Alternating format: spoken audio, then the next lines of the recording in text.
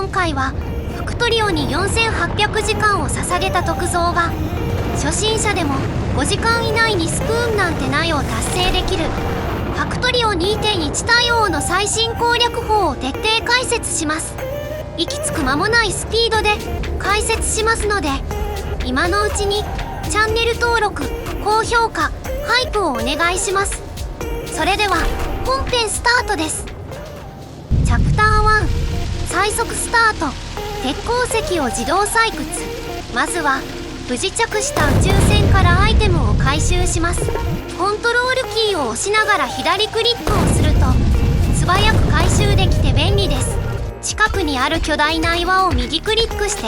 解体し、石と石炭を採集します。採集ができたら E キーでインベントリを開き、石のローシフトキーを押しながら左クリックしてハンドクラフトします。このようにありったけの材料を全て使ってアイテムを生産できます。鉄鉱石の鉱床に移動して燃料式掘削機と石の炉をセットします。燃料式掘削機に石炭10個を、石の炉に5個を投入します。 G キーを押すとこのように1つずつ投入できるので便利です。鉄板が1つできたらコントロールキーを押しながら左クリックで回収し、燃料式掘削機を1つハンドクラフトして石の炉とともに設置し、先ほどと同様に燃料式掘削機に石炭10個を、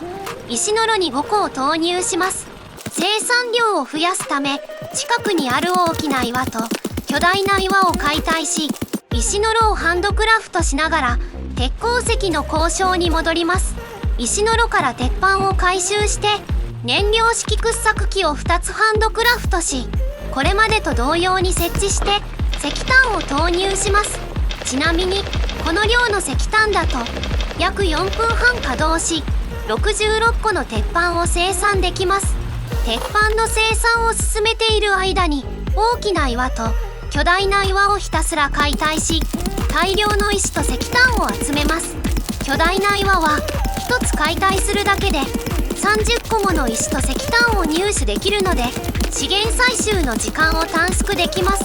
ある程度の石が集まったらインベントリを開き、石の炉をハンドクラフトします。石はしばらくの間石の炉のためにしか使いません。そのためインベントリを広々と使うためにも全て石の炉にしておきます。石の炉を150個ほどハンドクラフトできたら鉄鉱石の鉱床に戻って鉄板を回収し、燃料式掘削機をハンドクラフトします。燃料式掘削機と石の炉を全部で10台設置して、これまでと同様に燃料式掘削機に石炭10個を、石の炉に5個を投入します。反対側にも同様に燃料式掘削機と石の炉を全部で10台設置して石炭を投入します。チャプター2、研究所設置。自動化技術の研究。燃料の石炭を自動採掘するために石炭の鉱床に移動します。燃料式掘削機7台を向かい合わせになるように設置して石炭を投入すると石炭の自動採掘が始まります。採掘された石炭は向かい合う燃料式掘削機に投入されます。これで50個になるまで燃料スロットにたまります。燃料スロットにたまった石炭はコントロールキーを押しながら左クリックで回収できるのでチェストのように使えて便利です。次は銅板の生産をするために銅鉱石の鉱床に移動します。鉄板と同様に燃料式掘削機と石の炉を隣り合うように10台設置します。そしていつものように石炭を投入します。これで銅板の生産が始まりますので、生産を待つ間木を伐採していきます。出来上がった銅板を回収し、小型電柱をハンドクラフトします。鉄板を回収し、研究所2つをハンドクラフトします。研究所が出来上がると生産できるようになる自動化サイエンスパックを10個ハンドクラフトします。また発電に必要なボイラーと蒸気機関を4台、組み上げポンプを1つとパイプも20個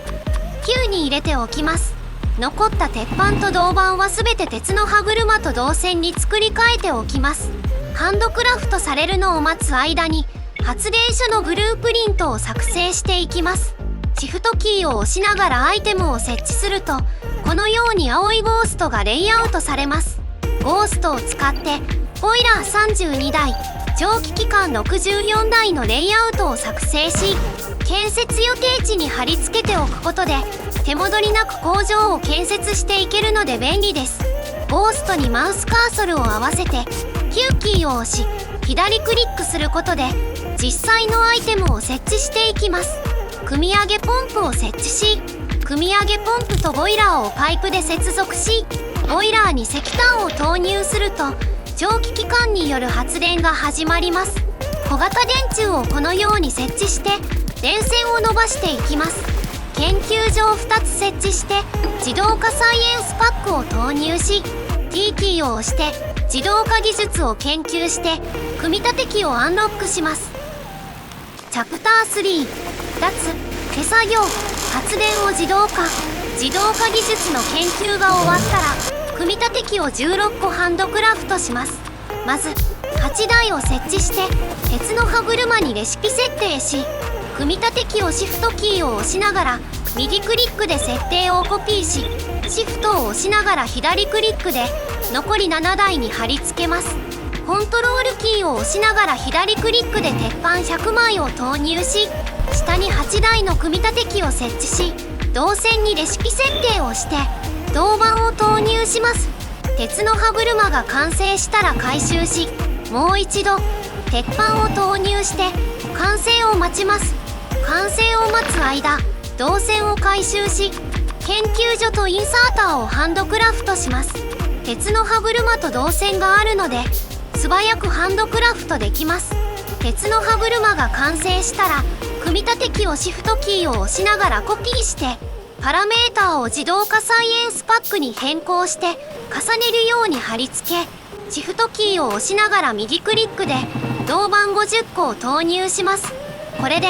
序盤に必要な自動化サイエンスパック400個を生産できます。 T キーを押して電動掘削機、鋼鉄加工、物流サイエンスパック、物流学、高速インサーター、軍事技術、ヘビーアーマーを研究予約し、それぞれアンロックしていきます。研究所を追加で設置してインサーターを間に設置すると、研究所に自動化サイエンスパックが自動投入されるようになります。小型電柱を鉄鉱石の鉱床に5番目状に並べて、小型電柱の間に電動掘削機と石の炉を設置し、鉄板の生産量を増やします。今度は小型電柱を石炭の鉱床に5番目状に並べて電動掘削機を上下に設置します。そして電動掘削機の間に搬送ベルトを敷いてボイラーのところまで石炭を運んでいきます。ボイラーまで石炭を運べたら燃料式インサーターを設置すればボイラーへの燃料投入を自動化できます。ちなみに燃料式インサーターは電気なしで石炭を食べて動くので停電に強いです。 F キーを押しながら移動すると搬送ベルトの石炭を回収できます。電力消費の少ない序盤は余るほど採掘されるので、移動のついでに石炭を回収すると時短になります。また燃料式掘削機よりも電動掘削機の方が汚染の排出量が少ないので序盤の汚染対策にも有効です。組み立て機のレシピをパイプに変えてパイプと鉄の歯車を作っておくと今後の生産がスムーズです。チャプター4、いよいよ完成。鉄板の精錬ライン。アイテムがだいぶ集まってきたので鉄板の精錬ラインを作っていきます。まず電動掘削機のところから小型電柱を延長して石の炉を上に12台、下にも12台、3マス開けて設置します。そして電動掘削機に直付けしている石の炉を回収し搬送ベルトをずらっと敷設します。次に全ての石の炉にインサーターを設置して小型電柱を設置していけば鉄板の精錬ラインの完成です。石炭をコントロールキーを押しながら右クリックで25個ずつ投入すれば鉄板の生産が始まります。インベントリを広く使うために回収した鉄鉱石も石の炉に投入しておきます。ちなみに石の炉24個をフル稼働させるためには電動掘削機は15台必要ですので、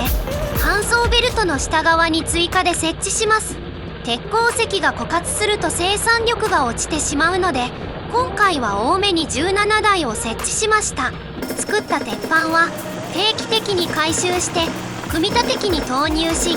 鉄の歯車とパイプを製造しておきます。石炭25個だと11分で燃料切れになってしまうので、石炭を自動投入できるようにしていきます。まず石炭のラインに分配器を設置して搬送ベルトを伸ばします。銅鉱石の採掘の邪魔になるといけないので、今回は少し遠回りさせました。この石炭ラインは鉄鉱石のラインにぶつかるように伸ばします。そして鉄鉱石のラインを少し修正して石炭のラインと向かい合わせになるようにすれば完成です。これで石炭が自動投入されるようになります。ちなみに石の炉が24個あると搬送ベルトで流れてくる鉄鉱石を過不足なく消費して鉄板を生産できます。鉄板はすでに余るほど生産されるようになっているので、組み立て機を8台設置し、ここでも鉄の歯車とパイプを生産して、次に元あった組み立て機のレシピを搬送ベルトに変更して搬送ベルトを生産し、さらに石の炉を10個設置して、ここでは鋼材の生産をすることにしました。ちなみに鋼材が50個生産されると鋼鉄の斧がアンロックされます。木の伐採などが素早くなるので早めにアンロックしておくのがいいです。赤サイエンスパック工場のレシピ設定を緑サイエンスパックに変更し、搬送ベルトとインサーターを G キーで40個投入します。 T キーを押して自動化技術にレーダー、物理ダメージ、武器連射速度を研究予約しておきます。回収された赤サイエンスパックは G キーで研究所に投入しておきましょう。チャプター5、工場を拡大。電子基板の生産ライン、そろそろ電力が足りなくなってくるので工場の拡大に向けて発電所を大きくします。鉄の歯車とパイプをあらかじめ組み立て機で生産していますので、ハンドクラフトは移動している間に終わります。まずボイラー16基とパイプ、燃料式インサーターを16個を設置して、次に小型電柱をずらっと設置して蒸気機関が32台となるように設置します。これで 28.8 メガワットの大出力となるのでしばらく電気に困りません。そして電子基板の製造ラインを作っていきます。まず組み立て機の下側を2マス開けて搬送ベルトを2ライン設置し、さらに下側を2マス開けて組み立て機を8個設置し、電子基板にレシピ設定をして鉄板と銅線を投入します。さらに下側を1マス開けて組み立て機を8個設置し、銅線にレシピ設定をして銅板を投入します。最後に搬送ベルトをずらっと設置します。出来上がった電子基板と銅線は回収してインサーターを大量にハンドクラフトしておきます。今度は銅板の精錬ラインを作るため石の炉を24個設置し、インサーターも24個設置し、真ん中に搬送ベルトを通します。そして銅鉱石の鉱床に移動し、電動掘削機をレイアウトしていきます。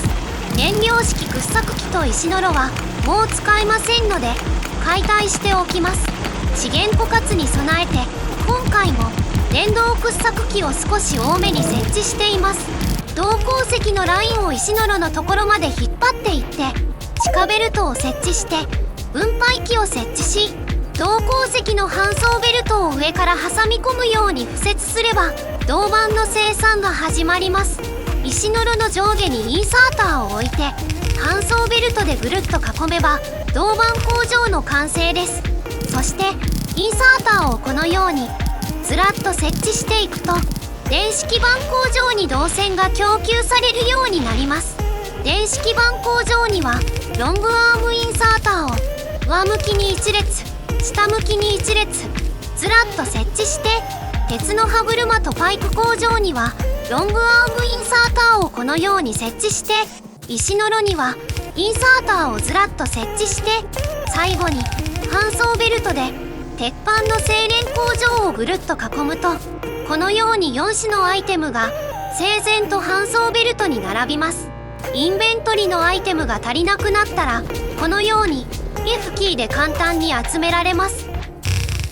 チャプター6、生産を自動化、ミニマムモールを建設。これで必要な中間素材が揃ったので、モールを作っていきます。今回はスプーンなんてないを達成するのに急ぐので、最小限の構成で作ります。まずは組み立て機2を8台、高速インサーターを8個、鉄製チェストを8個設置します。次にレシピ設定を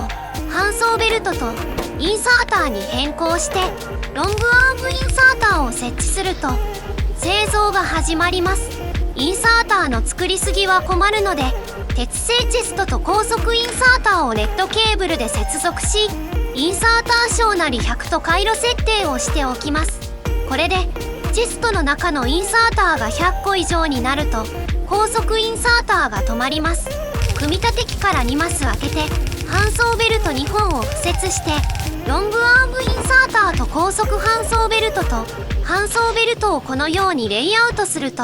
1つのラインにインサーターと搬送ベルトを流せます。インサーター工場をシフトキーを押しながらコピーして、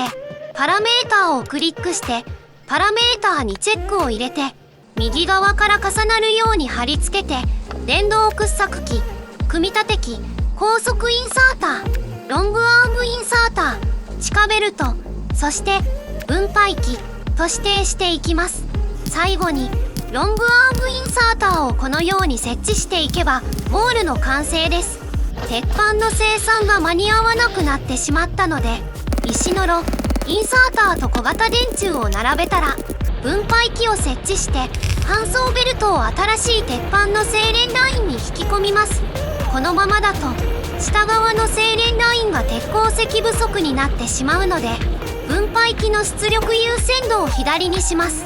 上側の精錬ラインに鉄鉱石を流すために、電動掘削機に直付けしている石の炉を回収し、1マス開けて下側にも電動掘削機を設置して、電動掘削機の間に搬送ベルトを通します。これで上側の石の炉にも下側の石の炉にも鉄鉱石を絶え間なく供給できるようになりました。一番上の鉄板の搬送ベルトを延長し、モールの上側の搬送ベルトと接続して、さらに鉄板の供給を増やします。これでもまだまだ鉄板が足りていないので、これまでと同じ要領で鉄板の精錬工場を追加しておきました。チャプター7、急げサイエンスパック製造の自動化。モールが出来上がったので工場をどんどん拡大していきます。まず自動化によって使わなくなった石の炉と燃料式掘削機を解体します。そして鉄板の精錬所の最上部は石の炉を並べて鋼材の生産工場にしておきます。燃料は石の炉と燃料掘削機を解体した時に回収した石炭を手で投入します。ちなみにこのように石の炉を1対1で並べると鉄板の過不足なく鋼材を生産することができます。最初に作った研究所と組み立て機はもう使いませんので、ここで回収しておきます。さらに組み立て機は汚染の少ない組み立て機2に置き換えておきます。これにより汚染の排出量を減らせます。これで必要な中間素材が全て揃いましたので、いよいよサイエンスパック工場を建設します。まず組み立て機を上に8台、下に8台、合計16台を設置して、それぞれ緑サイエンスパック、赤サイエンスパックにレシピ設定をします。そして緑サイエンスパック工場にはロングアームインサーターを上下にこのように設置して、乾燥ベルトを敷設して、赤サイエンスパック工場にはインサーターとロングアームインサーターをこのように設置し、時短のためインベントリに余っている銅板を投入します。最後に赤と緑のサイエンスパックの搬出側に搬送ベルトを敷設し、このようにぐるっと大回りをさせて2本の搬送ベルトを並べます。研究所8個を並べてロングアームインサーターを設置すると研究が再開されます。研究所をさらに24個追加で設置して間を高速インサーターで埋めれば完成です。そして T キーでテクノロジーツリーを開いて軍事技術に研究速度1、研究速度2、物流学に物理ダメージに武器連射速度に強化爆薬1を研究予約します。研究速度2で研究速度が 1.5 倍になりますのでアンロックが早ければ早いほど電気を節約できて結果としてボイラーからの汚染を減らすことができます。ちなみに汚染の排出量を減らして進化係数が上がるのを遅らせるとバイターの巣が硬くなるのが遅くなり少ない弾薬で破壊できるだけでなくバイターの巣の拡大の確率も下げられます。今回の動画はいかがでしたでしょうか？感想や質問などコメントしていただけると今後の活動の励みとなります。すでに心折れそうになっておりますので一言でも構いません。ぜひコメントをお願いします。次の動画も鋭意作成中ですので絶対にお見逃しのないよう今のうちに高評価とチャンネル登録をお願いします。また次の動画でお会いしましょう。皆さんも試してみてね。